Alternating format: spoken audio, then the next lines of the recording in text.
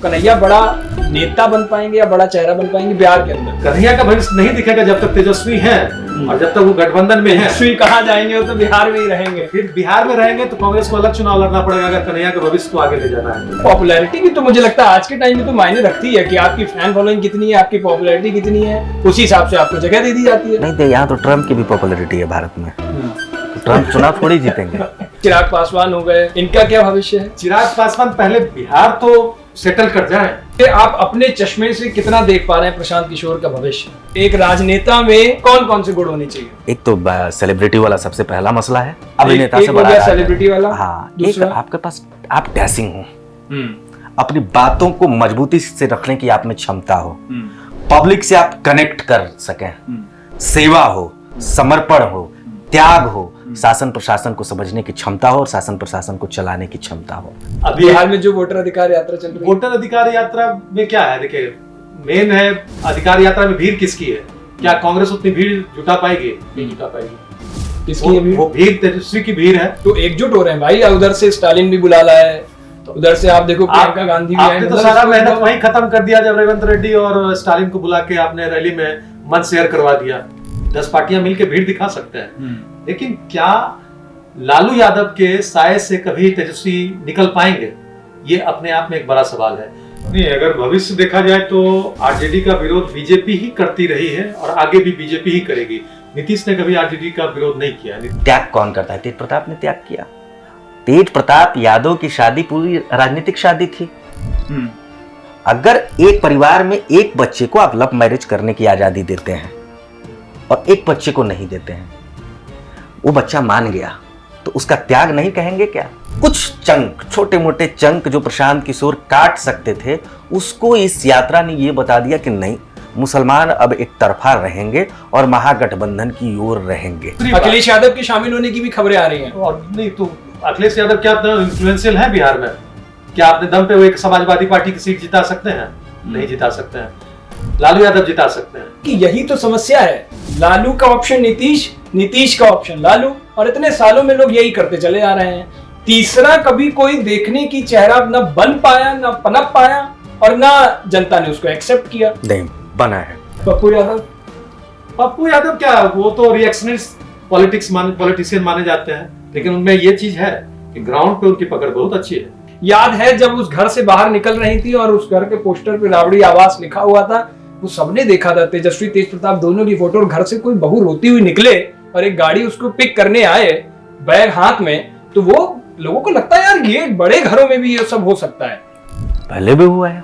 पुष्पम प्रिया चौधरी एक चेहरा है, मास्क पहन रखा है उन्होंने। जब तक नीतीश कुमार को सत्ता से नहीं हटाऊंगी, वो कह रही मास्क नहीं उतारूंगी। ये बिहार की राजनीति में कई पार्टियां इलेक्शन के समय आती हैं इस तरह की। मनीष कश्यप जब आए हुए थे, मैंने उनसे सवाल किया था पुष्पम प्रिया चौधरी का, तो कह रहे मैंने तो उनका चेहरा ही नहीं देखा, पहले मास्क हटा के मैं उनका चेहरा देखना चाहता हूँ। मनीष कश्यप चुनाव लड़ेंगे क्या इस बार? सबसे बड़ा सवाल तो ये तो प्रशांत किशोर जाने। चुनाव लड़ेंगे नहीं करेंगे, मनीष कश्यप पे डिपेंड करता है। मनीष कश्यप को गुस्सा है बीजेपी से, ठीक है? गुस्सा है तो आप गुस्सा क्यों कर रहे हैं? आप संगठन के साथ आपको जुड़ना चाहिए था, किसी व्यक्ति के साथ नहीं जुड़ना चाहिए था ना। बिहार की जनता चेहरों पे बहुत पप्पू यादव नेताओं में जाती है, लेकिन आप चाहिएगा कि हम बॉलीवुड के सितारे रहें और उनको पता है कि कब उनको ये कहना है कि मुझे बीमारी हो गई है, कब उनको ये कह देना है कि हाँ ठीक है अब चलो तैयार करें।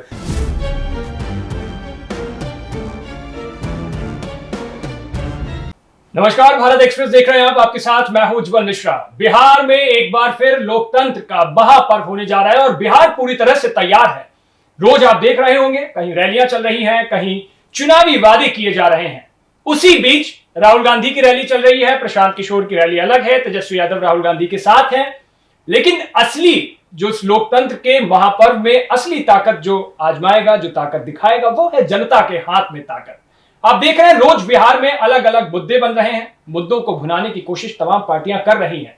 राजनीति किस ओर पहुंचेगी, मुद्दे कहां पहुंचेंगे, आज यही समझने की कोशिश करेंगे। हमारे साथ एक पूरा पैनल होगा और ये पैनल, सबसे बड़ी बात यह है कि ये बिहार से ही जुड़ा हुआ पैनल है। हमारे साथ सबसे पहले आप देख रहे होंगे हमारे बाएं में सबसे तरफ बैठे हुए हैं डॉक्टर संदीप कुमार, दिल्ली विश्वविद्यालय में राजनीति शास्त्र के प्रोफेसर हैं। और सबसे बड़ी बात है कि सर बिहार के अंग प्रदेश से आते हैं, उसको रिप्रेजेंट करते हैं। आज इनसे समझने की कोशिश करेंगे कि बिहार में क्या कुछ चल रहा है। मेरे बाएं ठीक बाएं बैठे हुए हैं डॉक्टर प्रियदर्शी रंजन जी, राजनीतिक विश्लेषक हैं, उसी के साथ ये मगध क्षेत्र को रिप्रेजेंट करते हैं। मेरे दाएं बैठे हुए विशाल तिवारी जी, भारत एक्सप्रेस का अभिन्न हिस्सा है और सबसे बड़ी बात बिहार से आते हैं, बिहार से भोजपुर को रिप्रेजेंट करते हैं। आज इन तीनों लोगों से समझने की कोशिश करेंगे कि बिहार की राजनीति किस ओर जा रही है और बिहार का जो रिजल्ट होगा लगभग क्या आएगा। हालांकि फाइनल रिजल्ट तो जनता के हाथ में है, लेकिन उससे पहले समझने की कोशिश करेंगे। सबसे पहले सर आपसे, बिहार में अभी तक के जो घटनाक्रम आप देख रहे हैं संदीप सर, वो क्या दिखाई दे रहा है? मतलब किस ओर, अभी हाल में सर्वे भी आ चुका है, इंडिया गठबंधन की रैली भी चल रही है, उसे राहुल गांधी की रैली में कहूं तो ज्यादा सही ठीक रहेगा क्योंकि उनके साथ लोग जुड़ते चले आ रहे हैं। क्या कुछ असर दिखाई दे रहा है? जहां तक बिहार इलेक्शन का सवाल है कि आप अगर देखिएगा कि जिस तरह से रैलियां चल रही हैं, घटनाक्रम लगातार बदल रहे हैं और कल शाम के घटनाक्रम के बाद बहुत सारी जो तस्वीरें हैं वो बिहार में आगे बदलने वाली है। पहले भी कहा जाता है कि जब तक प्रधानमंत्री की एंट्री नहीं होती है किसी राज्य के इलेक्शन में, तब तक इलेक्शन डिफरेंट मोड में लड़ा जा रहा होता है, लेकिन जो ही प्रधानमंत्री इलेक्शन में एंटर करते हैं तो उनके साथ ही कई चीजें बदल जाती हैं। लेकिन कल का घटनाक्रम जो है, जिस तरह से कांग्रेस के मंच से जिस तरह से अभद्र टिप्पणी की गई है प्रधानमंत्री के व्यक्तित्व पे, उनके परिवार वालों पे, वो अपने आप में एक तिरस्कार का विषय है कि आप लोगों को इस तरह के कमेंट को पब्लिक स्पेस में तिरस्कार करना चाहिए और कंडेम भी करना चाहिए। लेकिन सवाल ये है कि वो मंच था आपको कि आप ये आरोप लगा रहे हैं भारत की संस्था पे, और भारत की संस्था पे जब आरोप आप लगा रहे हैं तो आप प्रधानमंत्री पे आरोप लगा रहे हैं, प्रधानमंत्री मुखिया है सरकार के, आप उस पर आरोप लगा रहे हैं। लेकिन जब आरोप संस्थान और प्रधानमंत्री पद से आगे बढ़ के अगर परिवार के लोगों पे लगता है तो ये अपने आप में ये निचला स्तर दिखाता है बिहार की राजनीति में। अगर परिदृश्य देखें बिहार का तो परिदृश्य एकदम साफ होता जा रहा है कि जिस तरह से प्रशांत किशोर भी मेहनत कर रहे हैं कि वो कुछ हासिल कर पाए बिहार इलेक्शन में। पहले भी कई पार्टियां इस तरह का प्रयास कर चुकी हैं, क्या कर पाएंगे प्रशांत किशोर ये भविष्य बताएगा, लेकिन एक अपना वो इम्पैक्ट छोड़ना चाहते हैं और लगातार वो प्रयास कर रहे हैं। दूसरी तरफ जो पारंपरिक गठबंधन रहा है, एक गठबंधन जो आरजेडी के साथ रहा है और दूसरा जो है एनडीए गठबंधन रहा है, वो अपने हिस्से के हिसाब से अपना एक प्रयास कर रहे हैं इलेक्शन में बेहतर कर सके। हाल में जो सर्वे आया उसमें भी बताया जा रहा है कि प्रधानमंत्री अभी भी लोगों की पहली पसंद होते हैं, चीफ मिनिस्टर जो है वो बाद में तय हो, लेकिन यहाँ पे एनडीए गठबंधन में क्लियर है कि अभी तक जो बात निकल के आ रही है वो क्लियर है कि वो नीतीश के नेतृत्व में ही चुनाव लड़ेंगे।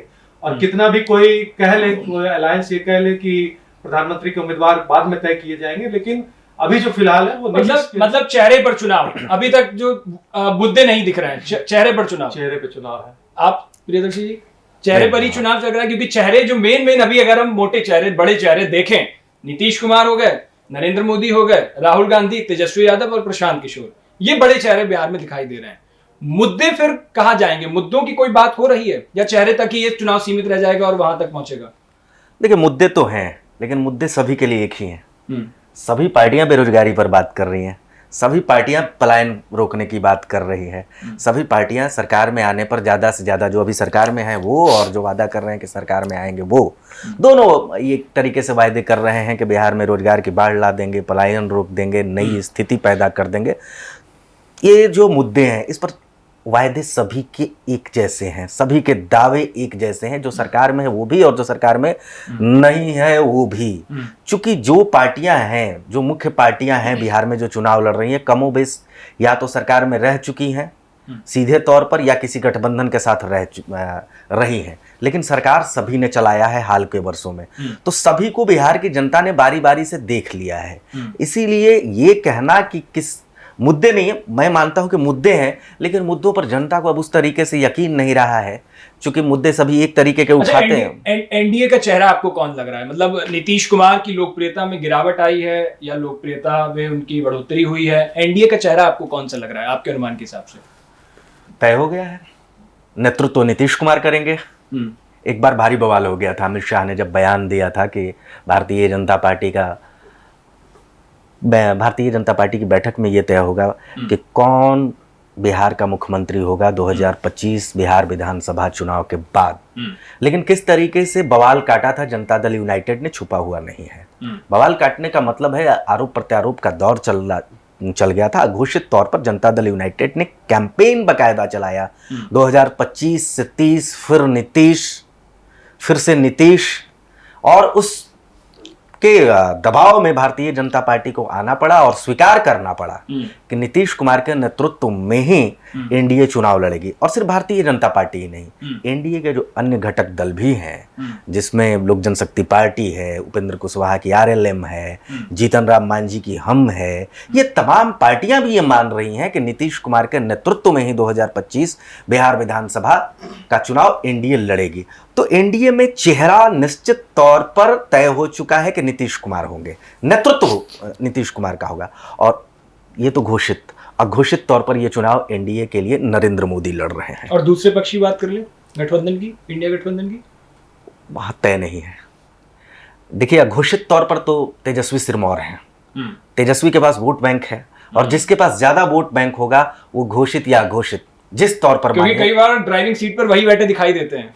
है ही। अगर आरजेडी को निकाल दीजिए महागठबंधन से, तो महागठबंधन में बचता क्या है? तो राहुल गांधी की वो रैली निकालने से और वहां पहुंचने से कुछ कांग्रेस का बेड़ा पार होगा, कुछ है, दिख रहा है आपको, लग रहा है? देखिए, मैं मानता हूं कि जो प्रशांत किशोर ने माहौल बनाया था मुसलमानों को अपनी ओर आकर्षित करने के लिए, राहुल गांधी की ये यात्रा ने प्रशांत किशोर की राजनीति को डेंट किया है।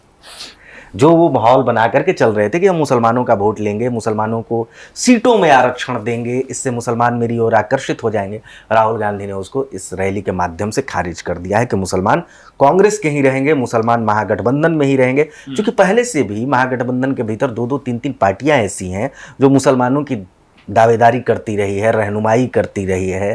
आप जनता दल राष्ट्रीय जनता दल को ही ले लीजिए। राष्ट्रीय जनता दल का माय समीकरण, माले जो महागठबंधन में है, माले की भी राजनीति दलित के साथ साथ मुसलमानों के इर्द गिर्द जुड़ी हुई रहती है। कई दिग्गज मुस्लिम नेता माले के साथ हैं। उसके बाद आप आइए कांग्रेस देश स्तर पर मुसलमानों का रहनुमाई का दावा पेश करती है, बिहार में भी उसी तरीके से उनका क्लेम है। तो मुझे लगता है कि मुसलमानों का पहले से भी बड़ा रुझान महागठबंधन की ओर था। कुछ चंक, छोटे मोटे चंक जो प्रशांत किशोर काट सकते थे, उसको इस यात्रा ने ये बता दिया कि नहीं, मुसलमान अब एक तरफा रहेंगे और महागठबंधन की ओर रहेंगे। जो आप चाहिए। ठीक है विशाल जी, जैसे मुसलमानों की बात हुई, अभी एमवाई समीकरण की बात हुई, उस पर थोड़ा डीप चर्चा भी अभी फिर से करेंगे एक बार। लेकिन मैं ये समझना चाह रहा हूं, जैसे जो सबसे बड़ी बात हो रही है वो एक तरफ एनडीए की हो जाती है और दो ही बीच में फाइट बताई जाती है। लेकिन छोटे छोटे दल, जैसे बात कर लूं प्रशांत किशोर की, AIMIM की बात कर लूं, कई बिहार में और छोटी छोटी पार्टियां हैं जो अपने अपने क्षेत्र में अपनी अपनी जातियों को रिप्रेजेंट करती हैं। ये कुछ किंग मेकर वाली भूमिका में दिख सकती हैं क्या? कुछ लग रहा है कि ऐसा हो सकता है, या फिर बस गाहे बगाहे चल रही है यात्रा और उसके बाद मेन जो फाइट दिखेगी वो इन्हीं दोनों के बीच दिखेगी, इंडिया वर्सेस एनडीए?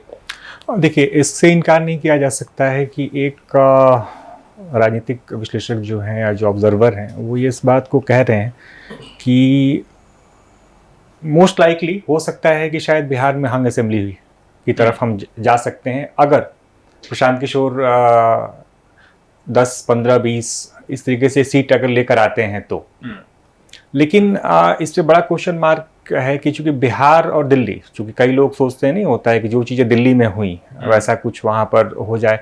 बिहार एक ट्रेडिशनल राजनीति है वहाँ पर, और नहीं होता है कि अचानक से कोई तुरंत जो है वो नहीं आ सकता है। जैसे कि आपने ध्यान होगा कि पिछली बार एलजेपी ने कई जगहों पर उतारा था, लेकिन आपने देखी कितनी उसको सफलता जो है बहुत कम मिली, है ना। तो इस पासवान तो कह रहे हैं फिर एक बार बिहार वापस लौट रहे हैं वो।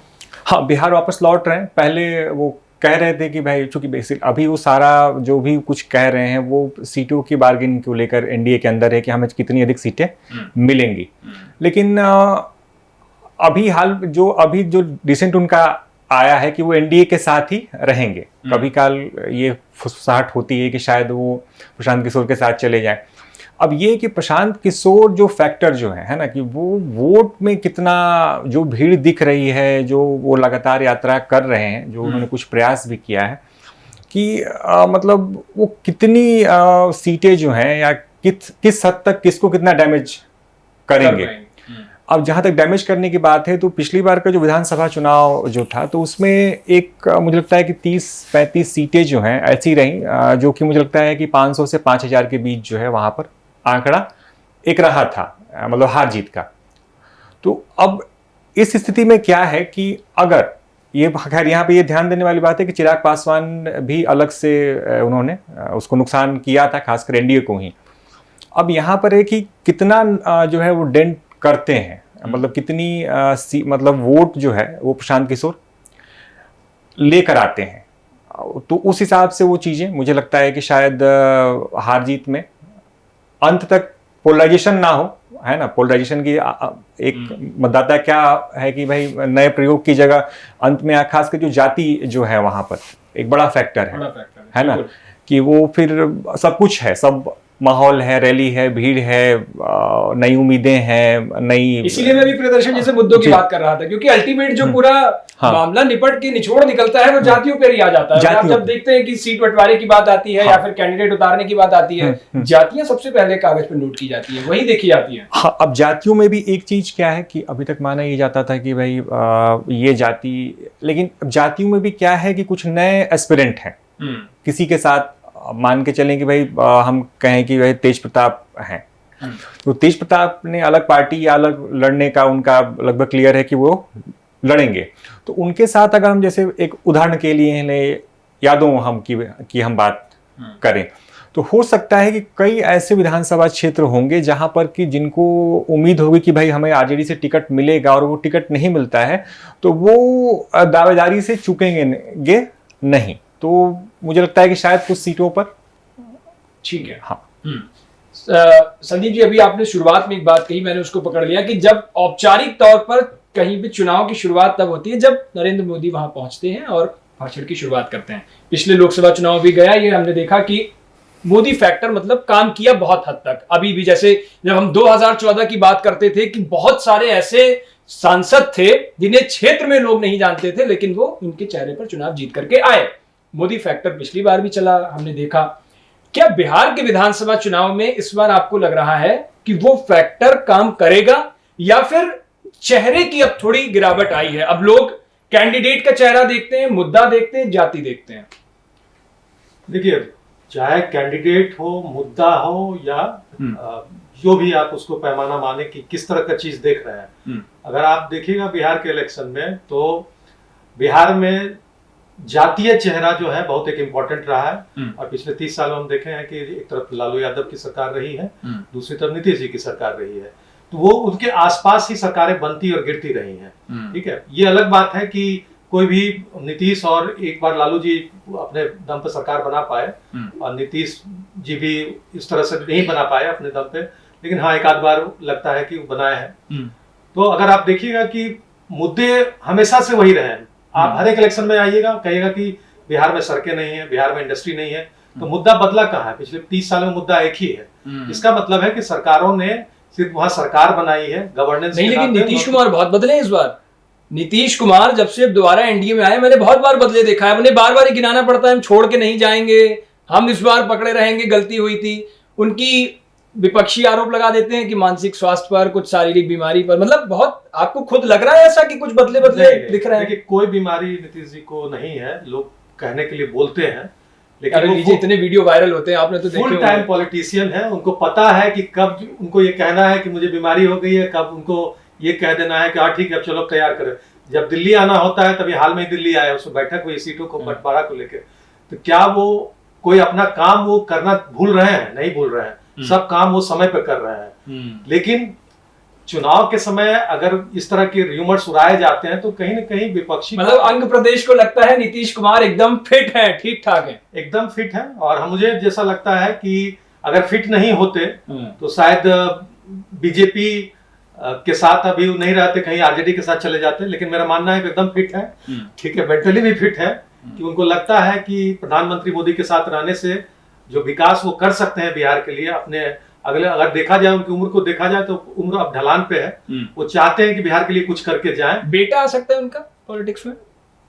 अगर बेटा को भी लाना है तभी बीजेपी उनके लिए एक फिक्स अलायंस होना चाहिए, क्योंकि बेटा को यहीं पे उनको फलने फूलने का सीधा मौका सवाल है। अच्छा मैं पूछता हूं, जैसे बहुत बार विपक्ष कह देता है कि बीजेपी क्या गेम खेलती है कि पहले धीरे से लाती है, अपने पाले में एनडीए में शामिल कराती है और फिर पूरी पार्टी ही लपेट देती है और पार्टी शामिल हो जाती है, पार्टी का अता पता नहीं रहता।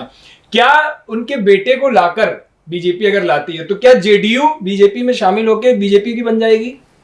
देखिए ज्यादा या जेडीयू का भविष्य भी लंबा दिख रहा है आपको? अगर आप देखिएगा कि व्यक्ति आधारित पार्टी होती है, जो रीजनल पॉलिटिकल पार्टी होती है, व्यक्ति आधारित ही होती है। तो अगर सक्षम होंगे, अभी तो किसी ने देखा नहीं कि नीतीश के बेटे कितना अच्छा गवर्नेंस चला सकते हैं, उनको मौका नहीं मिला है। अगर मौका मिलने के बाद ये लगेगा कि वो चल सकते हैं, तो हो सकता है कि जदयू अपने को बरकरार रखे, इनके बाद भी, नीतीश के बाद भी अपने आप को। और आरजेडी की बात करें तो? आरजेडी की बात करें तो आरजेडी में तो लालू यादव जी ने तो पूरी ताकत लगा दी है कि किसी तरह हम अपने पुत्र को चीफ मिनिस्टर बना दें। ठीक है, इस पे कई तरह की टिप्पणी खड़े उतरे, मेरे से ज्यादा बेहतर प्रशांत किशोर उस पे देते हैं। लेकिन तेजस्वी खड़े भी उतरे हैं, बोलिए, आप देखिए, भाषण सुनिए, एकदम जहां मारना होता है, चुभोना होता है, वहीं चुभता है उनका। कम से कम लालू यादव राहुल गांधी से बेहतर है कि वो समय के साथ अपने आप को इम्प्रोवाइज कर चुके हैं कि राजनीति में क्या बोलना है, क्या चुप रह जाना है। ठीक है। और अभी वाली जोड़ी कैसी दिख रही है अभी बिहार में जो वोटर अधिकार यात्रा चल रही है? वोटर अधिकार यात्रा में क्या है, देखिए मेन है अधिकार यात्रा में भीड़ किसकी है। क्या कांग्रेस उतनी भीड़ जुटा पाएगी? नहीं जुटा पाएगी। किसकी है भीड़? वो भीड़ तेजस्वी की भीड़ है। हम्म। ठीक है। और तेजस्वी, सबसे बड़ी बात है कि बिहार में जो वो गठबंधन है, जिस वोट बैंक की बात कर रहा है, वो सब उसी की बात कर रहे हैं। ठीक है। मुस्लिम एक जो है यादव एक बड़ा चंक है, जो अगर सर्वे को मान लिया जाए सही तो एक बड़ा चंक है, और साथ में यादव है। ठीक है। तो मुस्लिम पे तो सब क्लेम करते हैं कि ये मेरा है। ठीक है। क्या नीतीश कभी क्लेम नहीं करते हैं कि ये मेरा है? नीतीश भी करते हैं क्लेम है। ये अलग बात है कि नीतीश जी को कितना फायदा हुआ। अरे अभी वीडियो आया, टोपी लगाने से मना कर दिया। हाँ, तो एक बात बोले, बिल्कुल मना कर दिया। नीतीश जी को ये पता है कि कितना फायदा हुआ, कितना नुकसान हुआ, उस हिसाब से वो डिसीजन लेना शुरू कर चुके हैं, क्योंकि अब आगे भविष्य भी देखना है, पार्टी का भी देखना है। ठीक है, तय कर लिया है। तो मतलब आपको लग रहा है कि ये जो यात्रा चल रही है, नहीं, ये यात्रा तो क्या है, देखिए इसी बहाने एक संवाद मतलब होता मुझे है। इसमें दिख रहा है कि सब एकजुट हो रहे हैं भाई। उधर से स्टालिन भी बुला लाया है, तो उधर से आप देखो प्रियंका गांधी भी आई। आपने तो मतलब सारा इसको मेहनत एकदम- वहीं खत्म कर दिया जब रेवंत रेड्डी और स्टालिन को बुला के आपने रैली में मंच शेयर करवा दिया। खत्म हो गई मेहनत। सारी मेहनत तो वहीं खत्म हो लोग गई। कह रहे हैं इंडिया गठबंधन एकजुट हो रहा है। दूसरी बात- अखिलेश यादव के शामिल होने की भी खबरें आ रही हैं। और नहीं तो अखिलेश यादव क्या इन्फ्लुएंशियल है बिहार में? क्या अपने दम पे वो एक समाजवादी पार्टी की सीट जिता सकते हैं? नहीं जिता सकते हैं। लालू यादव जिता सकते हैं, इसमें कोई दो राय नहीं है कि अपने दम पे अगर चाहें आरजेडी तो अपने दम पे किसी न किसी को चुनाव जितवा सकते हैं। लेकिन समाजवादी पार्टी का आज भी मानते हैं, मतलब ये बात आप एकदम मानते लालू हैं। यादव का फैक्टर आज भी है। उनका एक वोट बैंक है। ठीक है। उनका एक पॉपुलेशन भी है, उस हिसाब से वो कर सकते हैं, उसको डिनाई नहीं किया जा सकता है। इसीलिए तो हमेशा दो ही दूरी के पास सारी सरकारें 30 साल से चली हैं। अगर किसी में दम नहीं है तो क्यों 15 और 15 साल आप देख रहे हैं कि इस तरह से नीतीश जी भी इतने सालों से चला रहे हैं सरकार, और आरजेडी भी चला रही है। इसका मतलब है कि कहीं न कहीं उनके वोट बैंक में दम है। फिर जी ये समस्या आपको ये नहीं लग रही कि यही तो समस्या है? लालू का ऑप्शन नीतीश, नीतीश का ऑप्शन लालू, और इतने सालों में लोग यही करते चले आ रहे हैं। तीसरा कभी कोई देखने की चेहरा न बन पाया, न पनप पाया, और ना जनता ने उसको एक्सेप्ट किया। नहीं बना है भारतीय जनता पार्टी। भारतीय जनता पार्टी इन दोनों से अलग है। ये अलग बात है कि भारतीय जनता पार्टी पूर्ण रूपेण सत्ता में नहीं आ पा रही है। भारतीय जनता पार्टी का बेस वोट बैंक जो है अलग है। लालू यादव के बेस वोट बैंक से अलग है, नीतीश कुमार के बेस वोट बैंक से अलग है। लालू और नीतीश दोनों एक शैली के नेता हैं, दोनों एक तरह के वोट बैंक पर क्लेम करते हैं। जो दावा है कमोबेश अपनी जाति के बाद, जो दावा है लालू यादव का, यादव के बाद जो दावा है मुसलमानों पर, कुछ दिनों पहले तक, अभी भले ही टोपी उन्होंने उतार दिया है नीतीश कुमार ने, लेकिन कुछ दिनों पहले तक मुसलमान राजनीति पर नीतीश कुमार का भी दावा था, कर रहे थे।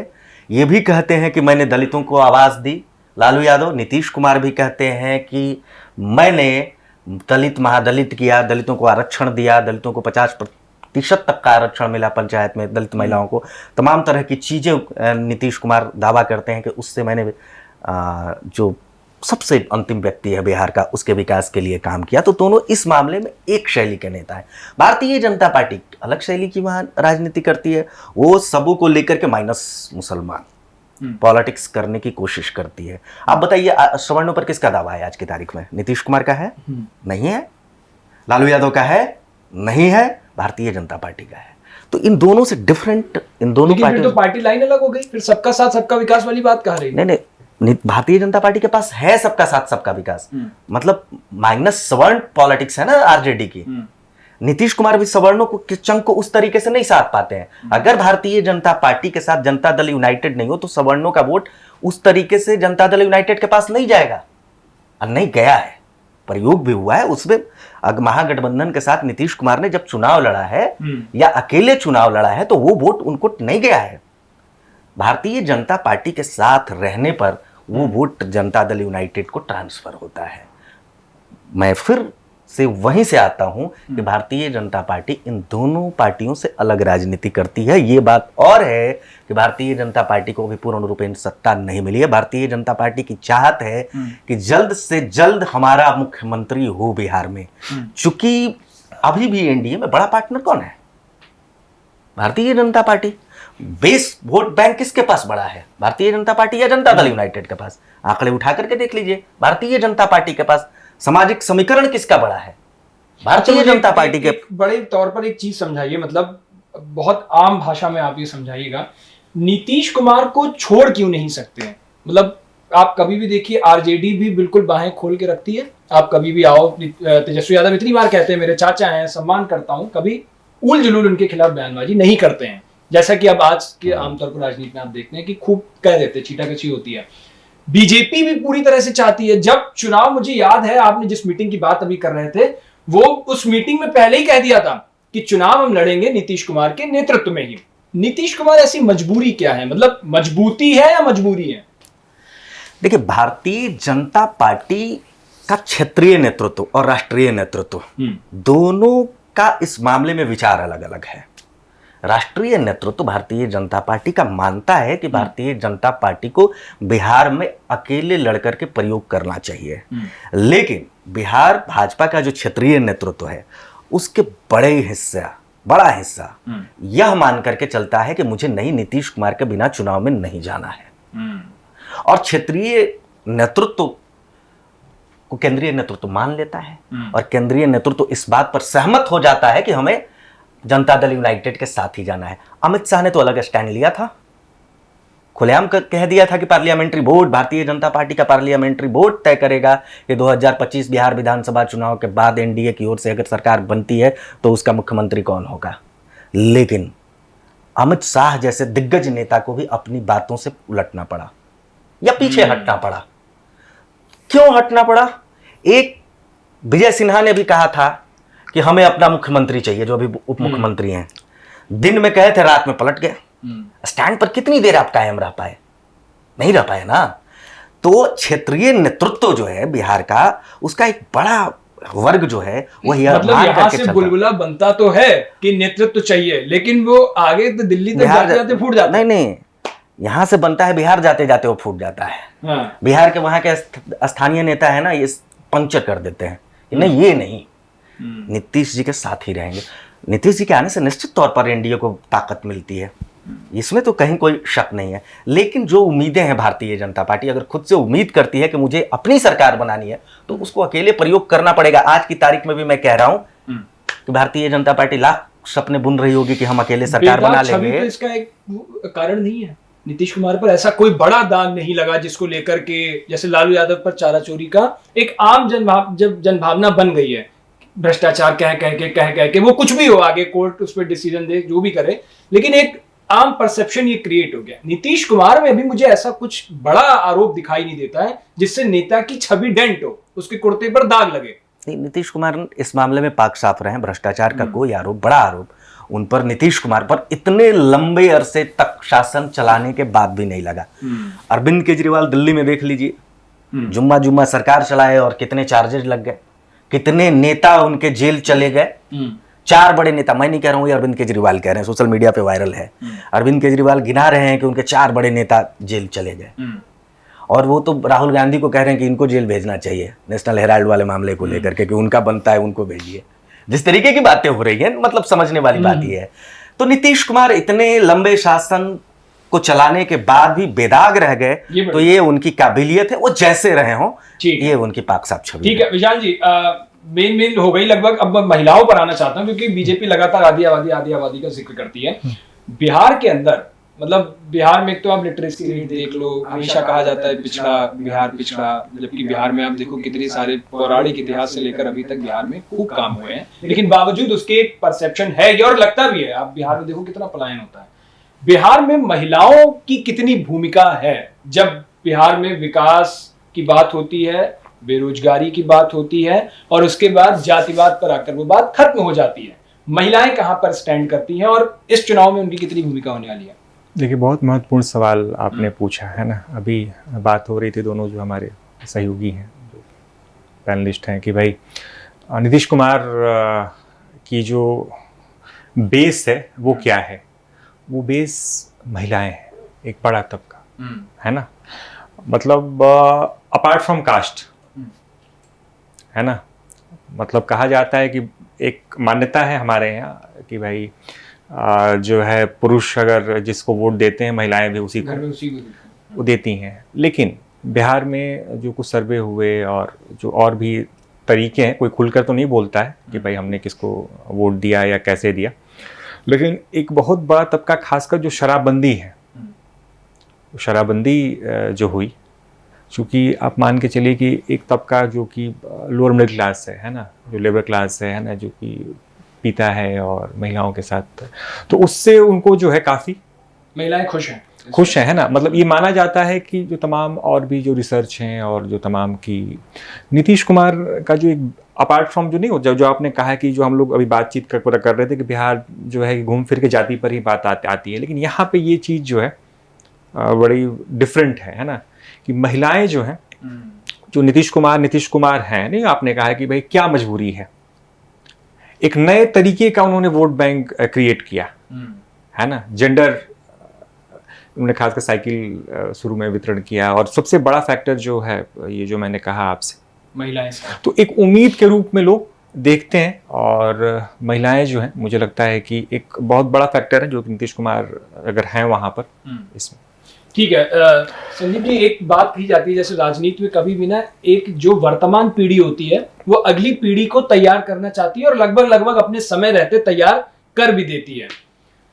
बिहार के अंदर ऐसा कहीं दिखाई, जैसे आरजेडी ने कर दिया, लालू यादव ने कर दिया तेजस्वी को, तेज प्रताप नाराज भी हो गए, अलग भी हो गए, सारी चीजें हुई, लेकिन उन्हें पता था कौन आगे संभाल पाएगा, तेजस्वी को कर दिया।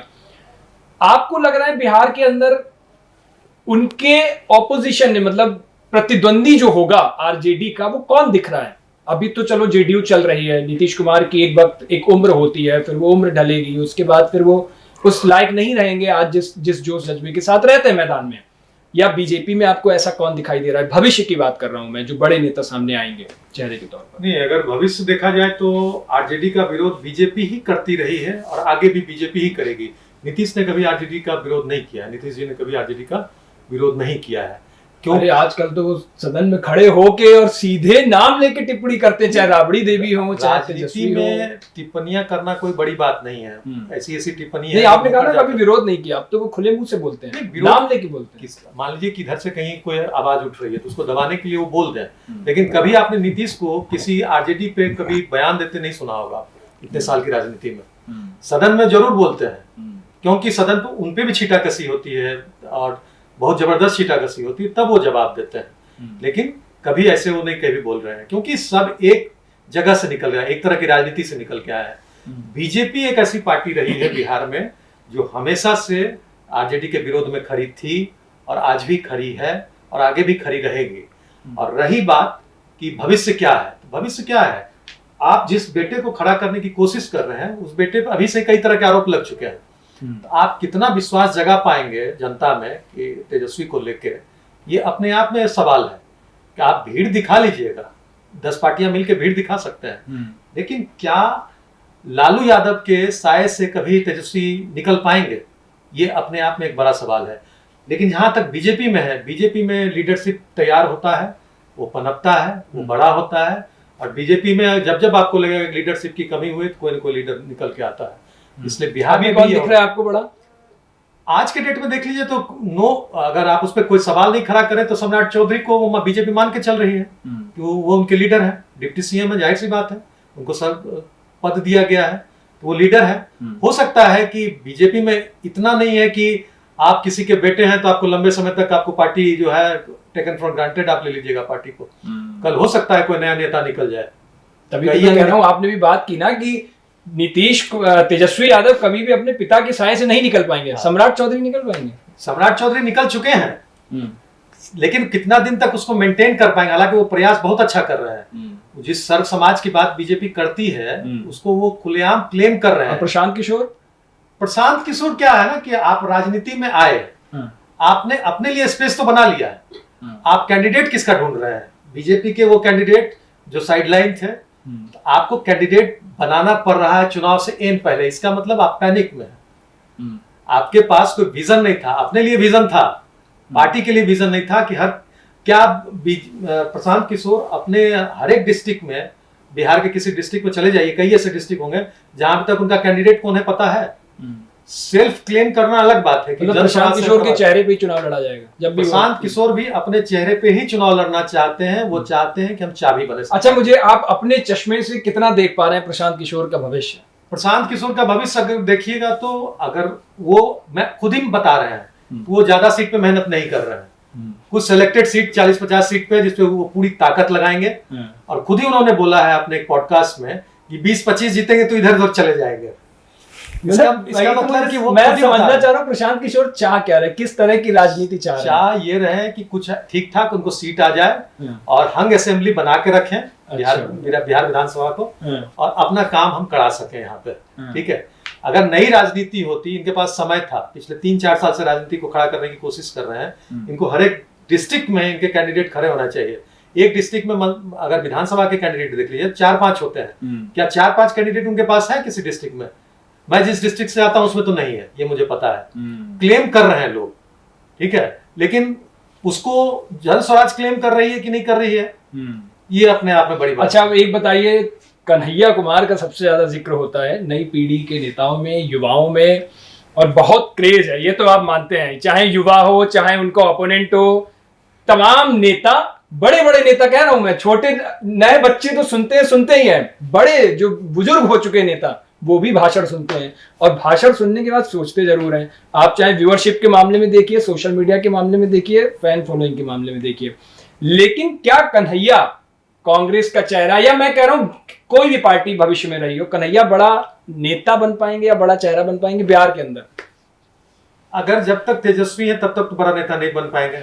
ये पीके भी बोल रहे हैं बार बार कि जो ही कांग्रेस कन्हैया को बिहार भेजती है, कन्हैया नहीं, आप पीके को क्यों कोट कर रहे हैं? आप खुद ही कह रहे हैं कि पीके का कोई भविष्य नहीं है। भाई आप खुद बता रहे हैं, ये बोल रहे हैं कि भविष्य नहीं है, लेकिन उनको हम इसलिए कोट कर रहे हैं, वो बात जो बोल रहे हैं वो सही बात बोल रहे हैं। यह पूरा बच्चा जानता है पूरे बिहार का। मेरे डिस्ट्रिक्ट से कन्हैया आते हैं, अब वो मेरे हॉस्टल चुके हैं, अब वो चुनाव लड़ाने वाली भूमिका में नहीं रहे। अब नहीं, मैं ये बोल रहा हूँ कि कन्हैया मेरे डिस्ट्रिक्ट के रहे हैं, मेरे संस्थान में पढ़े हैं, मैं एक ही हॉस्टल में रहा हूँ। कन्हैया को मैं उस दिन से जानता हूँ जब राजनीति में वो एक एक्टिविस्ट के रूप में काम कर रहे थे, आज कांग्रेस में है। क्यों उनको सीपीआई से छोड़ के कांग्रेस में जाना पड़ा? क्या इसका जवाब वो आज तक देख पाए हैं? और वही सीपीआई फिर महागठबंधन में एक साथी है। तो क्या लालू यादव नहीं चाहते हैं कि कन्हैया को बढ़ाया जा सके बिहार में, कि सीपीआई नहीं चाहती है कि उसको बढ़ाया जा सके बिहार में?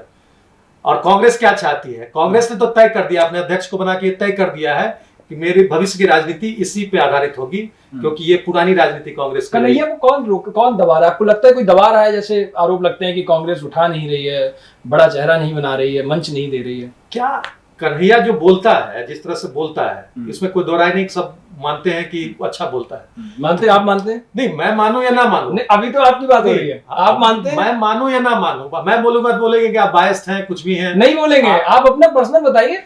नहीं, अगर आपको भाषण अच्छा लगता है, जो जिस मुद्दे पे बोलते हैं, आपको लगता है उसमें विचार होना चाहिए, सोचना चाहिए? मैं थोड़ा सा बोलता हूं कि वो जिस हिसाब से बात करते हैं या टीवी पे जब आते हैं, जिस तरह से उनका एग्रेशन है, वो भारतीय राजनीति के लिए सुटेबल नहीं है। एग्रेशन कहाँ दिखता है? वो तो कई मुद्दा जगह पे आप सीधे देखें, सवाल छोड़ते हैं। नहीं कब सब अच्छा, आपको एग्रेसिव वाली वो लगती है? एग्रेसिव पोस्चरिंग जो है भारतीय राजनीति में बहुत ज्यादा चलती नहीं। लोग जो है बिहार में इलेक्शन में चुनाव लड़े हैं बेगूसराय से, लोगों की क्या राय थी उन पर, अगर उस राय को आप समझ लीजिएगा तो आप समझ जाइएगा। आप एक जैसा एक नहीं पॉलिटिशियन होता है जो नया नया पॉलिटिक्स में आया, आप उस तरह से खींचते हैं सवाल से, आप सातिर नहीं हो पाए कि आपको किस तरह से बयान देना है, किस तरह से डिबेट में बोलना है। आप अपने इमेज को बचा रहे हैं कि मेरा इमेज यही है और इसको बना के रखेंगे। तो राजनीति में अपने आप को लोग इम्प्रोवाइज करते हैं, नीचे की तरफ नहीं लाते हैं समय के साथ। कन्हैया का भविष्य नहीं दिख रहा आपको? कन्हैया का भविष्य नहीं दिखेगा जब तक तेजस्वी हैं और जब तक वो गठबंधन में है। तेजस्वी कहाँ जाएंगे? वो तो बिहार में ही रहेंगे। फिर बिहार में रहेंगे तो कांग्रेस को अलग चुनाव लड़ना पड़ेगा अगर कन्हैया के भविष्य को आगे ले जाना है तो। और कोई नए चेहरों में चिराग पासवान हो गए, इनका क्या भविष्य है? चिराग पासवान पहले बिहार तो सेटल कर जाए। समस्या उनकी ये रही है कि वो बिहार में मेहनत ही नहीं कर रहे हैं।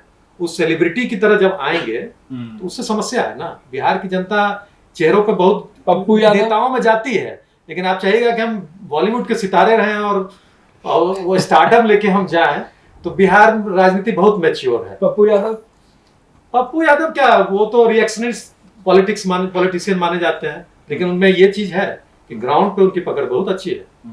इसलिए उनके क्षेत्र में जब चुनाव उनको लड़ाया गया, उसके बावजूद भी अपने पार्टी लाइन से अलग हट के उन्होंने चुनाव जीता। ये एहसास करा दिया कि वो अपने ग्राउंड को मजबूत रखे हुए हैं और राजनीति में ये बहुत महत्वपूर्ण होता है। तो कन्हैया को भी राष्ट्रीय राजनीति में अपना अगर जगह बनाना है तो अपने ग्राउंड की राजनीति को बना ली है। मुझे लग रहा नहीं बनी अभी। एक बार चुनाव जीत के तो दिखा दें। अच्छा, चुनाव जीतना विधानसभा की चुनाव लड़ने से क्यों बचते हैं ये बताइए? चुनाव जीतना मेन जगह बनानी है, मतलब चुनाव जिस दिन जीत गए तब लगेगा जगह बना ली। देखिए, राजनीति में दोनों का महत्व है, संगठन का और चुनाव का। अगर आप संगठन के नेता नहीं है तो आपको चुनाव जीतना पड़ेगा। पॉपुलैरिटी भी तो मुझे लगता है आज के टाइम में तो मायने रखती है कि आपकी फैन फॉलोइंग कितनी है, आपकी पॉपुलैरिटी कितनी है, उसी हिसाब से आपको जगह दे दी जाती है। नहीं तो यहाँ तो ट्रम्प की भी पॉपुलैरिटी है भारत में, तो ट्रम्प चुनाव थोड़ी जीतेंगे। मतलब बॉलीवुड स्टार सलमान खान, शाहरुख खान लीजिए, अब कई सेलिब्रिटी तो इसीलिए पार्टी में लाए जाते हैं, चुनाव लड़ाए जाते हैं। आपने देखा होगा कैंपेनिंग इसीलिए कराई जाती है। नहीं, उनको अपवाद पर। देखिए, राजनीति में अशुद्धता ही शुद्धता है। ये सभी क्षेत्रों का मिश्रण है राजनीति। इसमें सभी क्षेत्र के लोग चाहिए, लेकिन एक ही क्षेत्र के लोग हावी हो जाएंगे तब फिर राजनीति की बात बिगड़ जाती है। तो एक क्षेत्र का ही सिर्फ नहीं होना चाहिए। अब मान लीजिए, और आप अगर व्यक्ति विशेष के तौर पर भी देखें, आप राजनीतिक व्यक्ति हैं तो आप में तमाम गुण होने चाहिए। सेलिब्रिटी वाला भी गुण होना चाहिए। कौन से गुण होने चाहिए एक राजनेता में? प्रियदर्शन जी के हिसाब से कौन से गुण होने चाहिए? एक तो सेलिब्रिटी वाला सबसे पहला मसला है। ठीक है, एक दबंग, मतलब एक्टिंग टाइप करे, करना पड़ता है ना। अच्छा, करना पड़ता है। ठीक है। अभी जो एक्टिंग कोई मतलब किसी का नाम नहीं, किसी को भी बुरा लग सकता है। शेक्सपियर का कथन सबसे ज्यादा यहाँ लागू होता है कि world is a stage and we are actor, और सबसे बड़े एक्टर पॉलिटिशियन। ठीक है, इनसे बड़ा तो कोई नहीं है। ठीक है, अभिनेता से बड़ा सेलिब्रिटी वाला। हाँ, एक आपके पास आप डैशिंग हो, अपनी बातों को मजबूती से रखने की आप में क्षमता हो, पब्लिक से आप कनेक्ट कर सकें, सेवा हो, समर्पण हो, त्याग हो, शासन प्रशासन को समझने की क्षमता हो और शासन प्रशासन को चलाने की क्षमता हो। ये सारे और भी कई गुण हैं, लेकिन आपने त्वरित तौर पर ये पूछा है तो मेरे दिमाग में ये सारी चीजें आ रही है कि कम से कम इतने गुण तो होने वाला तो नहीं मानता हूं मैं, वो सिर्फ किताबों में रह गया है। किताबों में नहीं भाई, मानता हूं मैं। आप उस तरीके से मत देखिए। कोई भी राजनीति में आता है ना, आप वो छुपा हुआ पहलू है जो सामने नहीं आता है। एक पॉलिटिशियन जो प्योर पॉलिटिशियन है, वो अपने परिवार को समय दे पाता है क्या जितना वो समाज को समय देता है? कई चीजें उसके दाव पर होती हैं। कन्हैया का ही उदाहरण, प्रशांत किशोर का ही उदाहरण, तेजस्वी यादव का ही उदाहरण, नरेंद्र मोदी का ही उदाहरण, अमित शाह का उदाहरण। किसी का परिवार है और किसी का नहीं भी है, तब भी आप देख करके चलिए, एक मामले में आपको त्याग करना पड़ता है, आपको राजनीति में रिस्क लेना पड़ता है, आपके साथ आपका पूरा समाज सफर करता है। ये आप चीजों को जो पा सकते थे, अगर राजनीति में चले गए तो शायद वो चीज नहीं पा सकते हैं। अब आपको जनता के लिए चीजें पानी है, आपका व्यक्तिगत विकास रुकता है। ठीक है, बहुत सारी चीजें। एक बात तेज प्रताप पे भी करना चाहूंगा, उनका क्या कुछ लग रहा है या फिर ऐसे ही चलता रहेगा, कभी इधर कभी उधर, बस घूमते टहलते ब्लॉग बनाते? ना, कन्हैया है राजनीति के, लेकिन लीला बाकी है उनको करना। अभी पूरी लीला उन्होंने किया नहीं है, करने का प्रयास चल रहा है। लालू यादव को कॉपी करते। और मैं मानता हूं कि मतलब वापसी चले जाएंगे आरजेडी में, ये सिर्फ दिखावा है थोड़े दिनों का? वापसी जाएंगे या नहीं जाएंगे ये तो मैं नहीं कह सकता हूं, लेकिन महुआ में आरजेडी ही इनको चुनाव जितवाएगी। हाँ, ये मैं कह सकता हूँ। ये बड़ी बयानबाजी कर रहे हैं आप? नहीं, मेरी बयानबाजी नहीं, आप देखिएगा वहाँ कमजोर कैंडिडेट आरजेडी दे देगी, जीत के आ जाओ। अच्छा हाँ। अच्छा कन्हैया, तेज प्रताप भी बार बार जयचंद जिसका जिक्र कर रहे हैं, आप लोग तो समझ रहे होंगे वो कौन, क्या नाम है, कौन कौन क्या है उसके पीछे कहानी, बड़ी समझ नहीं आ रही है। वो ट्विटर पर लिख देते हैं और उसके बाद फिर उसके मायने निकलते रहते हैं मीडिया में। क्या है वो घटनाक्रम? मतलब आप लोग को, अगर आपको या संदीप जी आपको भी पता है, मैं आप लोगों को समझना चाहूंगा वो घटनाक्रम क्या है और क्यों है ये सब। एक बड़े परिवार में इस तरह की घटनाएं जब जनता के बीच पहुंचती है तो समझ नहीं आता है कि आदमी सोचता है यार इनके यहाँ भी ऐसा हो सकता है, इनके यहाँ भी बहू पीटी जा सकती है। वो मुझे आज भी याद है जब उस घर से बाहर निकल रही थी और उस घर के पोस्टर पे राबड़ी आवास लिखा हुआ था, वो सबने देखा था, तेजस्वी तेज प्रताप दोनों की फोटो, और घर से कोई बहू रोती हुई निकले और एक गाड़ी उसको पिक करने आए बैग हाथ में, तो वो लोगों को लगता है यार ये बड़े घरों में भी ये सब हो सकता है। पहले भी हुआ है, लालू यादव के परिवार से पहले भी कई ऐसे राजनीतिक घराने रहे हैं जहाँ ऐसी इस चीजें। सदी में तो नहीं कि लड़कियां पीटी जा रही हो, रो के बाहर निकल रही हो घरों में। और नहीं, पूरे इतने कैमरे केसेस पर आए। हैं कोर्ट में, इतने केसेस हैं, किसके हैं? किसी का वीडियो बन जा रहा है, किसी का नहीं बन रहा है। वीडियो का तो जमाना अभी आया है ना, देखते जाइए आगे आगे किन किन परिवारों का क्या कैसा कैसा वीडियो आता आप है। कुछ कहना चाह रहे हैं? नहीं, कहना ये चाह रहे हैं कि तेज प्रताप का मुद्दा डिफरेंट है। वो हर एक परिवार में दो बेटे होते हैं, जिसको राजनीति में किसको प्रमोट करना है किसको नहीं करना है, ये एक परिवार के मुखिया डिसाइड करते हैं। मेन ये है बात। हाँ, ठीक। बेसिकली वहां पे है कि सत्ता किसके हाथ में जाएगी। ठीक है, इसके लिए आप किसका इस्तेमाल करते हैं और किसको नीचे ढकेल देते हैं, ये हर एक राजनीतिक परिवार में और बेटियों की भूमिका भी आप कह रहे हैं बेटों में डिसाइड होता है, मुझे लगता है बेटियों में भी अब आप तो पूरे सारे बच्चों में डिसाइड होता है कौन संभाल पाएगा। लेकिन मुझे नहीं लगता है कि उस पर अगर राजनीतिक परिप्रेक्ष्य में उस परिवार की बात की जाए तो बेटियों को लेके उतना नहीं कि आप सांसद बन सकते हैं, विधायक बन सकते हैं, लेकिन जो लेगेसी है आरजेडी की वो दो में जाना था, उसमें से लालू जी ने तय कर लिया है। ठीक है, कि तेजस्वी के हाथों जाएगा और तेज प्रताप सपोर्टिंग रोल में रहे। तेज प्रताप का प्रॉब्लम डिफरेंट, पारिवारिक प्रॉब्लम के कारण बेचारे अलग हुए हैं। ऐसा नहीं है, ये बात सही कह रहा है कि वो महुआ में जो चुनाव लड़ेंगे हो सकता है आरजेडी कमजोर कैंडिडेट रहते हैं वो जीत जाए आराम से। तेज प्रताप पार्टी वगैरह बना सकते हैं, कुछ है ऐसा?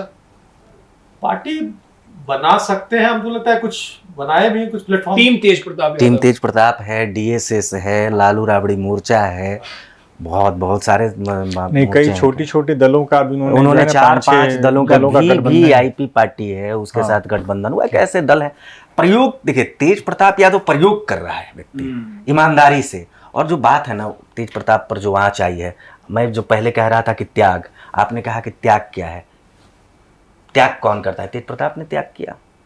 तेज प्रताप यादव की शादी पूरी राजनीतिक शादी थी। अगर एक परिवार में एक बच्चे को आप लव मैरिज करने की आज़ादी देते हैं और एक बच्चे को नहीं देते हैं, वो बच्चा मान गया तो उसका त्याग नहीं कहेंगे क्या? बड़ा भाई होते हुए भी, योग्य होते हुए भी उसके सामने छोटे भाई का राज तिलक हो गया और उसने स्वीकार कर लिया, इसे आप त्याग नहीं मानेंगे क्या? ये त्याग था, तेज प्रताप यादव का त्याग था। कई बार चीजें होती हैं ना, लिख दी जाती हैं, उर्वशी पढ़ा होगा लोगों ने, समझ गए होंगे लोग। कई बार किसी के बारे में कह दी जाती है, कई बार किसी के बारे में नहीं कही जाती है। आपको लगता है गलत हुआ तेज प्रताप के साथ? देखिए, गलत या सही वो जानते होंगे, उनके परिवार वाले जानते होंगे पारिवारिक मसले में, लेकिन राजनीतिक मामले में उनके साथ तो गलत हुआ है। लालू यादव क्यों निकाला? क्या समझते हैं कि जनता के बीच में तो राजनीति बढ़िया से करके घर नहीं संभाल पाए? नहीं, घर भी खूब संभाला है। तेज प्रताप यादव को छोड़ दिया जाए तो क्या ऐसी कमी है लालू परिवार में? मतलब राजनीतिक में नहीं, आप जब पारिवारिक आप टीका टिप्पणी कर रहे हैं तब लालू यादव ने, तेज प्रताप को अपवाद मान लिया जाए तो उस घर में जितने इतने संतान हैं सबों की तो ठीक ठाक चल रही है ना मामला।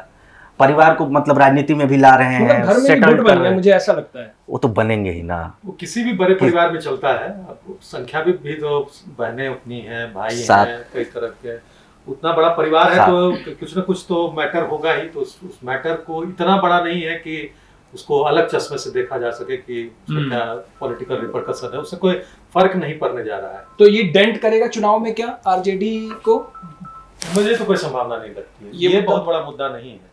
अगर बिहार में देख लीजिएगा, कि आप तेज प्रताप अलग रह रहे हैं, उनके साथ क्या हो रहा है, ये मुझे बहुत बड़ा मुद्दा नहीं लग रहा है। ठीक है, एक आखिरी और मैं पूछूंगा, जो छोटे छोटे कुछ चेहरे हैं, जैसे पुष्पम प्रिया चौधरी एक चेहरा है, हालांकि उनकी पकड़ कितनी है मुझे नहीं पता, आप लोग को ज्यादा पता होगा। पुष्पम प्रिया चौधरी जैसे लोग ये सब आ रहे हैं, इनका कुछ इम्पैक्ट है अपने क्षेत्र में? अपनी जात पिछली चुनाव में देखिएगा तो जिस तरह आज भीड़, और उन्होंने ये ध्यान रखा होगा मास्क पहन रखा है, यही भीड़ उधर थी किधर खुल करके पुष्पम प्रिया चौधरी के साथ, ठीक है। अब वही लोग इस बार जो है कुछ अलग हटके, कुछ ऐड होके जन स्वराज के साथ है। मास्क पहन रखा है उन्होंने, जब तक नीतीश कुमार को सत्ता से नहीं हटाऊंगी, वो कह रही मास्क नहीं उतारूंगी। ये बिहार की राजनीति में कई पार्टियां इलेक्शन के समय आती हैं इस तरह की, ठीक है ना। जन स्वराज थोड़ा उसको अगर ग्रेड दीजिएगा तो थोड़ा सा ऊपर लेवल बढ़ा दीजिए। और मनीष कश्यप, मैंने मनीष कश्यप इसी जगह पे, मनीष कश्यप जब आए हुए थे, मैंने उनसे सवाल किया था पुष्पम प्रिया चौधरी का, तो कह रहे मैंने तो उनका चेहरा ही नहीं देखा, पहले मास्क हटा के मैं उनका चेहरा देखना चाहता हूँ। तो मनीष कश्यप टाइप नेता, ये सब कुछ है इम्पैक्ट इनका?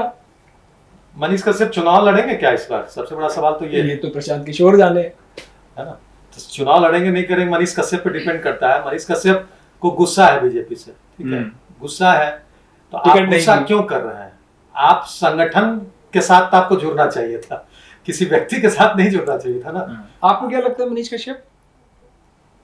मुझे लगता है कि शायद चुनाव लड़ेंगे वो। नहीं, चुनाव तो लड़ेंगे वो, ठीक है, कुछ है असर किया सिर्फ वीडियो और व्यूज में नहीं, पहले भी वो सख्त चुनाव लड़ा है, 10,000 से ऊपर उसने वोट लाया है। और एक मतलब जिस खास कर जो चंपारण है वहाँ पे जो विधानसभा क्षेत्र जहाँ से है, तो अगर कोई व्यक्ति अगर इंडिपेंडेंट अगर 10,000 वोट लेकर आ रहा है तो कुछ प्रभाव दिख कुछ तो है। और जो एज ए यूट्यूबर का जो कल्चर शुरू हुआ तो उसमें सबसे फ्रंट रनर है वो। ठीक है, और आप लोग को ऐसा भी कोई लग रहा है कि कोई पॉपुलर सेलिब्रिटी टाइप हो, जो सिंगर हो, जैसे पवन सिंह और इन सब के नाम बहुत चलते हैं बिहार में, तो कई एक्टर अब हो गए हैं, सांसद, खैर संसद पहुंच गए हैं, उसमें बड़ी लंबी फहरिस्त है। आपको लग रहा है इस बार कोई उतर सकता है मैदान में, ऐसे चर्चित चेहरे? अब बचे कौन से हैं? पवन सिंह अभी बचे हैं, पवन सिंह, अक्षरा है, पवन सिंह है, चुनाव हार गए लोकसभा का, तो क्या वो विधानसभा के चुनाव लड़ेंगे? वो तो कहते हैं खेल हुआ मेरे साथ खेल गए लोग, तो फिर वो अगले नहीं। अभी उनकी आर.के. सिंह से मुलाकात हुई, मतलब आर.के. सिंह ने भी कहा, मतलब परोक्ष रूप से कहा जा रहा था, उन्होंने कहा भी कि भाई इनकी वजह से ही जो इन्होंने वहाँ पे खड़े हुए, तो उस पूरे क्षेत्र में 2-3 सीटें जो है बीजेपी उनके लड़ने की वजह से हारी। तो शायद लगता है कि मुझे शायद वो लड़ सकते हैं। अभी आर.के. सिंह से भेंट उनकी हुई थी। ठीक है, एक आखिरी सवाल, इसको खत्म करते हैं। बिहार की जो कुछ चुनाव जब तक अभी चल रहे हैं, या चुनाव जब तक पहुंचेंगे नजदीक हम लोग, क्या क्या बड़े और घटनाक्रम अभी देखने को मिल सकते हैं? और जो अभी चल रहा है, जैसे पिछली बार राहुल गांधी संविधान की किताब को लेकर के पहुंच रहे थे लोकसभा चुनावों के दौरान, संविधान एक बड़ा मुद्दा भी बना, वो लाल किताब, तो उसके बाद मुद्दा बना तो वो आपने देखा ही कि एनडीए में गिरावट आई।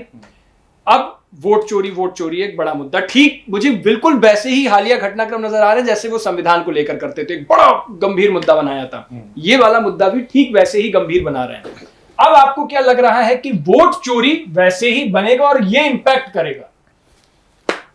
नहीं, पिछली बार अगर देखिएगा कि संविधान का मुद्दा बना रहे थे, या ये कह रहे थे कांग्रेस, राहुल गांधी, कि पिछले बार जो उनका क्या इशू था, उनका इशू ये था कि यहाँ पे जो इलेक्ट्रॉनिक वोटिंग मशीन है उसके साथ धांधली हो रही है, उसके साथ चोरी हो रही है, और वो कह रहे थे अगर ये जीत गए तो फिर संविधान बदल देंगे। हाँ, जीत गए तो संविधान बदल देंगे। और ये लेकिन आज क्या हो गया, आज उसी चीज को वो दूसरे ढंग से कहने की कोशिश कर रहे हैं कि आप वोटर लिस्ट से हटा के लोगों को वोट देने से रोक रहे हैं। वो एक प्रक्रिया है, एक नॉर्मल प्रक्रिया है जिसको सबको फॉलो करना चाहिए। अगर ग्राउंड पे देखा जाए बिहार में, तो जो स्पेशल इंटेंसिव रिवीजन वाला जो पूरा मुद्दा है, उसमें किसी आम आदमी को कोई इंटरेस्ट नहीं है। उसको जितना कागज बोला गया है वो जाके चुपचाप जो है वहां जाके अपना जमा कर दे रहा है और अपना नाम जुड़वा ले रहा है। जो नहीं जुड़वा रहे, ये इसलिए उठा रहे हैं कि इसमें कई तरह के कंफ्यूजन रहते हैं, एक बड़ी आबादी है, कई तरह के कंफ्यूजन होते हैं। उस कंफ्यूजन को मार्जिन ऑफ एरर जो है उसका से आप पूरा जवाब दे गए हैं हंसते हुए। मार्जिन ऑफ एरर का फायदा उठाने की कोशिश कर रहे हैं। आपको क्या लग रहा है, वो जैसे पिछली बार संविधान वाला इम्पैक्ट, ये तो नहीं कह सकते कि वो मुद्दा इम्पैक्ट नहीं किया था, उसने इम्पैक्ट तो किया था, लोगों तक ये बात डाल दी थी कान में कि अगर ये आए तो संविधान बदल देंगे। लोगों को ऐसा लगा भी और उसका असर दिखा भी था, कांग्रेस को फायदा हुआ। इस बार क्या आपको लग रहा है वोट चोरी वाला? देखिए, वोट चोरी का जो मसला है ना, ये वोट चोरी से, और मैं इसलिए इस पे जोर इसलिए दे रहा हूं आखिर में चलते रहते, क्योंकि अभी इसमें बहुत लोग शामिल होने आ रहे हैं। अखिलेश यादव की बात आ रही है, अखिलेश यादव शामिल होंगे। मतलब राहुल गांधी एक ऐसे पूरा माहौल क्रिएट कर देना चाहते हैं पूरे देश भर के नेताओं को बुला के। खबर ये भी आ रही है कि उमर अब्दुल्ला भी आएंगे बिहार में शामिल होने, जम्मू कश्मीर से। तो मैं ये चाह रहा हूं कि कहीं ऐसा तो नहीं जैसे संविधान वाला उन्होंने किया था, ठीक उसी लय पर चलते हुए अब ये चुनाव से पहले एक नया मुद्दा निकाल दिया है, वोट चोरी। देखिए, मैं इसे मानता हूं कि ये वोट चोरी से ज्यादा मसला राजनीतिक सीनाजोरी का है। आप त्रुटियों को गड़बड़ी या धांधली नहीं साबित कर सकते हैं। क्या आज से पहले मरे हुए लोगों का वोटर लिस्ट में नाम नहीं था? रहता था। क्या आज से पहले जिंदा कई लोगों का, जो भारत के नागरिक हैं, उनका वोटर लिस्ट में नाम होता था? कई ऐसे लोग होते थे जिनका नाम नहीं होता था। इसमें ये त्रुटि है, ये मानवीय भूल है। नहीं तो वो इसी त्रुटि का तो सवाल कर रहे हैं ना, और सवाल का जवाब तो चुनाव आयोग से चाहते हैं। जवाब बीजेपी देने लगती है, समस्या वहां पे आ जाती है, फिर लोग सवाल। ये भारतीय जनता पार्टी समझे ना, ये भारतीय जनता पार्टी समझे कि भारतीय जनता पार्टी उस मामले में क्यों कूद रही है, जबकि चुनाव आयोग पर सवाल उठाने वाली वही कांग्रेस है जिसने सबसे ज्यादा चुनाव आयोग का इस्तेमाल किया है। राजनारायण बनाम इंदिरा गांधी वाद कौन भूल सकता है, जब सुप्रीम कोर्ट ने टिप्पणी किया था। और पहली बार सुप्रीम कोर्ट ने चुनाव आयोग को, चुनावी पद्धति को, भारत के चुनावी प्रक्रिया को भारतीय संविधान का, भारतीय लोकतंत्र का मूलभूत ढांचा माना था। किसके जमाने में हुआ? 90 के दशक में चुनाव आयोगों की भूमिका और निष्पक्षता किस तरीके की रही और किस तरीके के सवाल खड़े हुए, कौन भूल सकता है? ईवीएम पर आज के पहले कितने सवाल खड़े होते थे ना, बहुत हुए ईवीएम। और मैं ये कह रहा हूं कि सिर्फ कांग्रेस ही नहीं, तमाम पार्टियां चुनाव आयोगों पर सवाल खड़ा करते रही है। आज से पहले जो मैं मानता हूं कि जो पार्टी चुनाव हार जाती है और सामने वाली पार्टी से बलजोरी नहीं कर सकती है या उसे गलथेतरी नहीं कर सकती है, या सामने वाली पार्टी उसको दबा रहा है, ये बिल्कुल ऐसे जैसे स्कूल में किसी बच्चे के, हमारे दोस्त के ज्यादा नंबर आए तो नहीं, ये इन्हीं टीचर से पढ़ रहा था कोचिंग, इसीलिए इनके ज्यादा आ गए। बात वही है ना? हाँ, तो उस घर में जब मम्मी दबंग लड़का नहीं, वो तो उसी क्लास टीचर से ही पढ़ रहा है, इसीलिए नंबर ज्यादा। दबंग लड़के से नहीं लड़ सकते ना, तो मास्टर से को कहते हैं कि मास्टर साहब पढ़े हुए नहीं किए। तो मामला ये है ना कि उसी चुनाव आयोग पर ये लोग आरोप लगाते हैं। भारतीय जनता पार्टी इतनी मजबूत है, हर ईंट का जवाब इनका दे देती है भारतीय जनता पार्टी, तो सीधे तौर पर ये टकरा नहीं रहे हैं।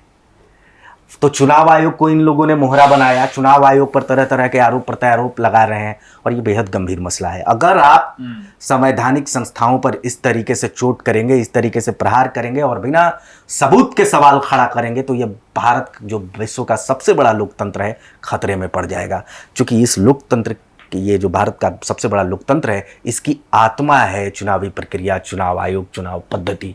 इस पर सवाल बिना सबूत खड़े नहीं होना चाहिए। आपको क्या लगता है, लग रहा है कुछ कि ये संविधान वाला जो उसके बाद वोट चोरी इम्पैक्ट करेगा चुनाव में? मुझे क्या है ना कि एक नेशनल नैरेटिव अपोजिशन जो क्रिएट करने का प्रयास कर रहा है। अब यहाँ पे जो दिक्कत क्या है कि चुनाव आयोग को जिस आत्मविश्वास के साथ चीज़ों को बहुत ही साफ गोई के साथ बोलना चाहिए, है ना, कि हाँ अगर कुछ गलती है तो हम लाइए चीज़ों को, है ना, उसमें प्लस बीजेपी का कूदना, है ना।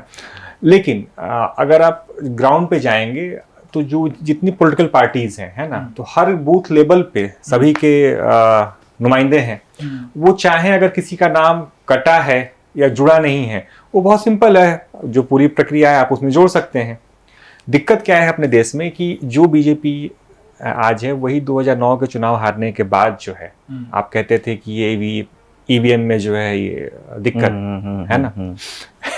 जहाँ तक चुनाव धांधली और इसकी बात है, एक बार आपके साथ में फैक्ट मैं शेयर करूंगा कि बिहार बहुत बदनाम रहा है बूथ लूट के लिए, और जो बेगूसराय जो है वहाँ पर देश ने पहली बार बूथ कैप्चरिंग रिकॉर्डेड जो है वहीं पर हुई थी 1950 के दशक में जो हुआ था चुनाव। तो मुझे लगता है ना कि इस चीज़ देखिए क्या है ना कि राजनीति है, इसी को जो ये पूरा माहौल, जैसे आपने कहा कि ये अखिलेश आ रहे हैं, उमर अब्दुल्ला पूरा आ रहे हैं, तो एक है ना कि एक इशू हमें क्रिएट करके रखना है। हाँ, इससे एक ये चीज हुई कि जो वहां पर अपोजिशन है बिहार में, तो उसके जो कार्यकर्ता हैं, है ना, वो थोड़े से चार्जअप, अभी बीजेपी और एनडीए के साथ ये है कि वो चार्जअप उस हिसाब से नहीं दिख रहे, वो चार्जअप हो गए, गियर अप हो गए हैं, तो इसका फायदा ले रहे हैं, तत्काल फायदा ये। और मुझे लगता है एक नैरेटिव ये भी डालने की कोशिश करती है, अगर हम हार गए भैया देखो हम पहले ही कहते ये वोट पूरा नहीं लेंगे, वोट चोरी कर लिया इन्होंने, तो कहीं ऐसा सवाल ना पूछे। अब जब भी पत्रकार सवाल पूछेगा आप मेहनत करते हैं, वोट नहीं आते हैं या लोग नहीं जिताते, तो ये कहने के लिए खो गया कि भैया देखो हम पहले ही कहते। इसी से रिलेटेड एक बात हम ये कह देते हैं कि क्यों कन्हैया मुखर होके ईवीएम के खिलाफ नहीं बोल पाते, क्योंकि वो बेगूसराय से आते हैं, जिनका परिप्रेक्ष्य विशाल जी ने दे दिया कि सबसे पहले वोट जो रिकॉर्ड है, वोट कैप्चरिंग बेगूसराय। ठीक है, तो कुल मिलाकर के बिहार में चुनाव जैसे जैसे आगे बढ़ रहे हैं, आपको हर दिन हर नए मुद्दे मिलेंगे, हर दिन आपको नई नई बयानबाजियां मिलेंगी, नई नई चीजें दिखाई देंगी, लेकिन लास्ट में एट लास्ट जनता के हाथ में इन सभी मुद्दों की, इन सभी नेताओं की हाथ में कुंजी होगी, और वो चाबी किसका ताला खोलेगी और किसे गद्दी तक पहुंचाएगी, ये आखिर में जनता तय करेगी। देखते रहिए भारत एक्सप्रेस। शुक्रिया।